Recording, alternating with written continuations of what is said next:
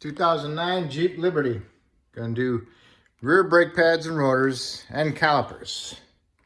So you need to jack it up, support it properly, and then you want to remove the caliper bolts, and that's 2 of them. Size 13. One here and one here. And if you're gonna do calipers, now's the time to go ahead and remove the brake line. And that's held on with a 15mm banjo bolt. All right. So if you don't want it sitting there dripping all over the place, then you need some needle nose vice grips, or the right tool that pinches the lines off without damaging them. But I'll use vice grips, but I'm going to use the real small ones. And you open them up a little bit, and you put it on the line, and you just want to restrict the flow of the fluid. So now it's not dripping no more. If it's still dripping, then you need to tighten it up a little bit. So after you get these 2 bolts taken out, then you can take a little screwdriver, or just, work the caliper off. Okay? And if you're replacing it, then you want to drain it. All right. Next, then you need to remove your caliper bracket, and that's held on by 2 bolts in the back. And I'll get to them in a second. All right, caliper bracket bolt. There's 2 of them. Okay, on the back side, after you remove them out, I'm gonna take the bracket off. And on the back side, just like that. Okay. Next thing you need to do is remove your rotor. If the rotor is not loose, then you have to hit it with a hammer, a medium duty sledge. If you're keeping the rotor, then you gotta hit the rotor in between the studs. Do not hit the studs, you'll damage them. If you're not keeping the rotor, then you can hit it on the rotor surface itself. So to get your rotor off, get it off. And once it's off, you can inspect your parking brake shoes and make sure they got a decent amount of material on them for what they are. If they're no good, then if you never use your parking brake, then who really cares, right? As long as they're not falling off and rubbing into your inside the rotor, you're fine. All right, so then you need to clean the axle up inside here. Once you get it all cleaned up and there's no debris in there that caused the rotor to be not sitting true, then you can put some anti-seize on it and then put your new rotor on. And also on your caliper bracket, if you're not getting new calipers and new brackets, you'll need to remove the clips.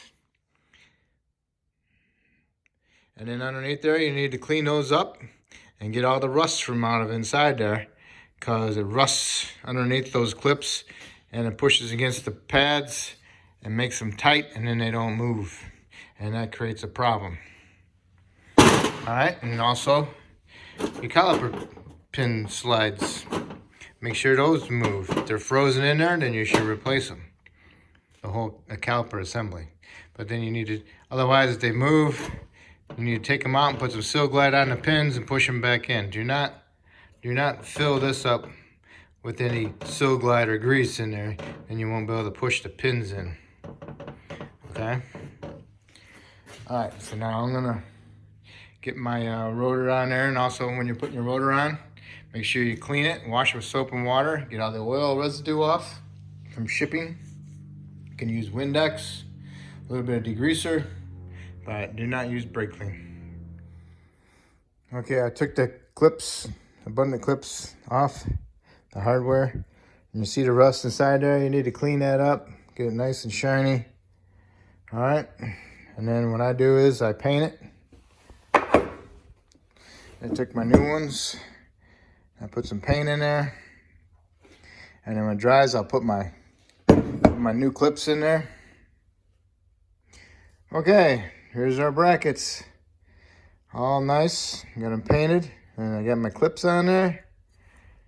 Now it's time to bolt them up. Okay, you got your brackets on there. Got your bolts in there, snug them up, and then you want to tighten them to 70 foot-pounds. And once you get them in there, now it's time for your brake pads. And the brake pads, put them in there. See, there's kind of like a spring on this side. So you put them on an angle like that, push them in there, and just kind of push them sideways as you go. And it clips right in there. On most brake pads, they'll have the squeakers. I always put the squeakers towards the rotation of the rotor, so it'll be on the up. But on this set of pads, they're on the same spot. So on the right side, it's going to be on the bottom. On the right side, it's going to be on the top. So I guess that doesn't apply on this side. So now you push them in the bottom, push them in the top at an angle, twist them, and then turn them. Everything's always easier with your head in there, and there, just like that. Okay, now it's time for your caliper. If you're putting calipers on it, make sure that you got the right caliper, that the bleeder is on the top. Okay? I've seen many people put the bleeder on the bottom.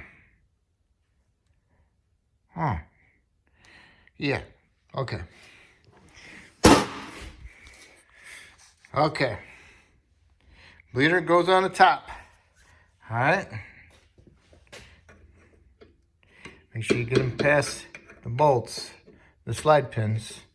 All right, now you can put your caliper bolts in. If you're using new ones, then they give you new bolts. If you didn't get new calipers, then you use the old bolts, okay?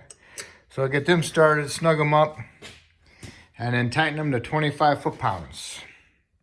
Okay, calipers are mounted. If you did do new calipers, so now you need to hook up your line.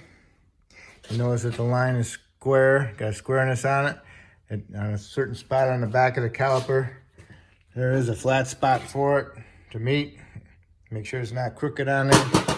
And also, get your old washers off your bolt or off the block and put the new ones in there.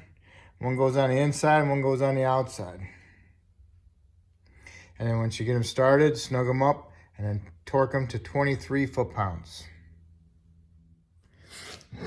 Okay, once you got the line on there and torqued, then you want to remove your bleeder. And then put some anti-seize on your threads. Remove your needle nose, so that allows the fluid to come through into the caliper. Now's the time to take your cap off your reservoir, so that'll help it gravity feed into the caliper. All right, so now you can screw your bleeder in and get it started, but do not tighten it. And then just let it bleed and let it drip. If it's not dripping, then you might have to go hit the brake pedal a little bit to get it to start flowing, okay? Once it's flowing, then you can tap on the caliper with a hammer and it'll vibrate it to help get the bubbles out. Snug it up, lower the vehicle down, pump your pedal to the floor a couple times. Make sure you got a decent pedal. Raise it back up, loosen the bleeder up, see if there's any air that comes out. And when you see no more air coming out, tighten your bleeder. And then you can put your tire on, torque your lug nuts, 90 foot-pounds, 100 foot-pounds. Go underneath the hood. Double check to make sure it's not too low on fluid. Go inside the vehicle, start it. Make sure you have a good brake pedal before you put it in drive or reverse. If the pedal's good, go back underneath the hood, top off your fluid, put your cap on, and then you are done. You do the same thing to both sides, right and left, okay? And that's it. And that's how you do it. If I helped you do this brake job, that's great. You can subscribe to me. I'd appreciate it if you already did. Thank you.